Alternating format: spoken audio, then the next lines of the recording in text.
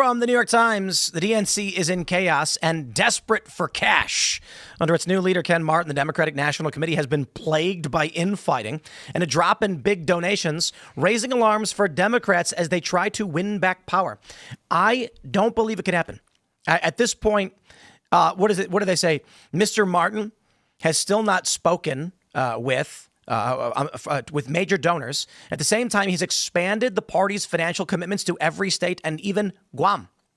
He's trying very hard. Now, check this out from Newsweek. Disapproval of Democrats in Congress ticks upward. New poll. I was surprised to hear that disapproval could have gotten worse, but it's really bad. Democrats currently have a 21% approval rating. Republicans, what do they have? Republicans in this, they're like, what is it? Do they not have enough? I guess this one's not showing Republicans. Republicans are at like high 30s, mid 40s. 32% approval. Is that what it says for Republicans? Yeah. That's 11 points better. Yeah. I think they blew their load on champagne, the 6-figure cost for Kamala's Call Her Daddy appearance, lots of parties, and they kind of just lost the plot. Juneteenth celebrations. And they gave Ken Martin a raise as soon as he started. Well. He was like quietly going to just like take an extra $50K a year. Nice. Well, good for them. It's interesting because the argument that we have right now with Trump, with Iran, with the economy, with the border is that Trump's got to get it all done now. Otherwise, Democrats will win in the midterms. I'm not so convinced. Every day, it's just getting worse. And I was kind of confused by this. So I asked our good AI friend, ChatGPT, why were Democrats polling so miserably? And it aggregated some sources making the claim that because of the damage Joe Biden did in the last 4 years, people are continuing to get angry at the Democrats. It seems that the problems people are experiencing today, they are still blaming on the Democratic Party. I suppose the argument is that when your run-of-the-mill person tries looking into why things are inflating and costing so much money, they're not blaming Trump. They're looking at what the Democrats did in the past term, and the blame is still going to Democrats, remarkably. Well, I mean, you say remarkably, but as things have trickled out about the previous administration since the change, the changeover, the American people have become very, very skeptical of not just the Joe Biden administration and the things that the Biden administration did, but also of the media that was saying, hey, Joe Biden is fine, et cetera, et cetera. So I think that the loss of faith in the DNC is because they were all, doing their best to hide a serious condition that the president had. Well, I think they also have a man problem, which is fairly obvious. And they're trying slowly to recover from that. But every time that a man in the Democratic Party has an idea of how to fix that problem and appeal to men, they shout him down and instead want to listen to this ham planet Olivia Juliana, what she has to say as part of the consultant class. Gavin Newsom is trying to fix the problem with his podcast. I don't know how that's going for him. And then this guy, Ken Martin, I think this was a couple weeks ago, like Politico found this leaked audio where he was talking with, I think this is something we covered. Yeah, he was like infighting with David Hogg, and he was saying like David Hogg was the reason why he doesn't feel like he can do this anymore. Yeah, like how much of a little bitch do you have to be for David Hogg to David Mogg you? He is an alpha male, David Hogg. He is. Pathetic. A lot of testosterone there. Seriously. You're speaking to multiple problems, though. Not only do they have a deficit of leadership, but they have a deficit of actual plans when it comes to, but plans when it comes to what to actually do. Like, what is the Democrat Party now? Are the progressives in charge, or are the old guards in charge? If the old guards are in charge, then they likely can make up any kind of donation deficit that they're experiencing now. If the progressives are in charge, they're not going to get the same kind of donations. They're going to have to rely on the small donations from like people on the street, or not people, not the big donors, because the big donors aren't going to donate to the Democrats. So that way the progressives pass laws that hurt the big Democrats, One piece of this was that Alex Soros is ghosting the DNC right now. I mean, why wouldn't he? But then they're not even attempting to talk to major donors like him. Which is a puzzle. I don't think the progressives are. Are they waiting until next year? They're in charge. The progressives seem to be in charge of the policies that are the DNC is focusing on. Look at the reaction to the stuff about the trans decision in Tennessee from yesterday. That is such a 90-10 issue, and that's what they're spending their time focusing on for the past 24 hours. Honestly, it should not be a states' rights issue. It shouldn't be allowed at all. It should be federally banned to cut children's dicks off. But again, so they lost the smallest amount of ground, and they're wigging out because that's what the progressives in the party focus on, that stuff, the really crazy So until they get that straightened out, they're not going to be able to find good leadership, because the leader has to actually believe in, to some degree, in what they're leading for. I think the Democratic Party is going to go the way of Bud Light. I think you're right. Bud Light's never recovered. They lost 1/3 of their market share and have stood there ever since. I know they've sponsored UFC and they've tried to turn this around, but it's just not happening. Same thing with Target. These companies have not recovered from when they went woke and got broke. The DNC's brand is tarnished. So younger people who are now entering the political space, and I don't mean 17-year-olds who are turning 18, I mean 28-year-olds who are going to be entering their 30s soon. They're now starting to get politically active, and they're like, I don't want to be associated with whatever that is. Those people are nuts. There's the flashy issues like the trans issue, which of course put people off, and I mean the activists pushed those. But if you think about the most significant, let's say even just events that impacted a normal American's life over the past decade, I'd say it's probably first COVID, and then maybe second mass migration, and then maybe third is inflation. Yeah. And all three of these can be pretty squarely laid at the feet of Democratic Party and sort of the broader managerial classes set of priorities over the past decade. You layer on things like the trans issue, and it's just very difficult for the party to navigate. To basically navigate forward something they basically need to come up with something that's more compelling. It's funny because I see bumper stickers about trans issues, but not about inflation. Yes. Yeah, and really what this speaks to, and actually the article shows this, which is that the donors have pulled out, which means that the activists are still in control. Yeah. And that's actually a sort of a bearish signal for the Democratic Party. And I think in a lot of ways this is the Republicans' midterms to lose.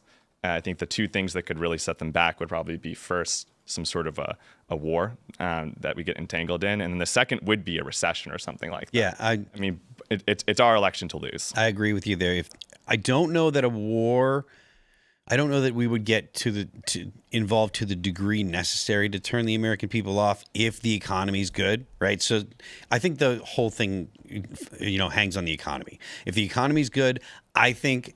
Not that I'm advocating for this, but I think that the American people would deal with a war with Iran just so long as we didn't have like major numbers of troops on the ground. If they had like took a beachhead or took a place and there were Delta raids or whatever, like special forces raids, I think the American people would be okay with that. I think the American people would be okay with having strikes, and that all depends on the economy. If the economy is crap, it doesn't matter if we do anything in Iran, because if the economy is crap, the Republicans are going to lose. It all hinges on the economy. The New York Times piece also mentioned that the union bosses are out, which is an interesting part of the narrative here. I mean, basically, the populist right, or populist forces in general, have shifted over into the Republican Party, into MAGA. Well, go ahead. We saw the polling with, was it Teamsters, I think? Yeah. They supported Trump, but the bosses didn't. Yeah. And I mean, in this case, though, I think it seemed like the bosses are now potentially shifting over into supporting, or at least their support for the Democrats is softening. Mm. Well, yeah, I mean, when you have the Democrats go all out against tariffs, I mean, you basically swap positions between the two parties. That's going to be a huge sticking point for union bosses. That's right. You would think the union bosses would be at least slightly more supportive of some of the tariffs. I actually think we're going to start seeing a media shift as well.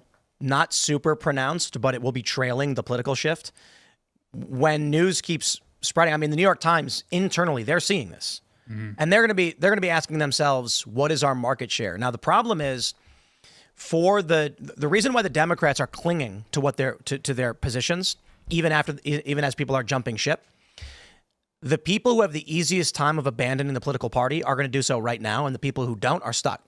So union bosses, it was rough. They tried sticking with it through the 24 election, but now they're just like, okay, we're out. This is not our central focus.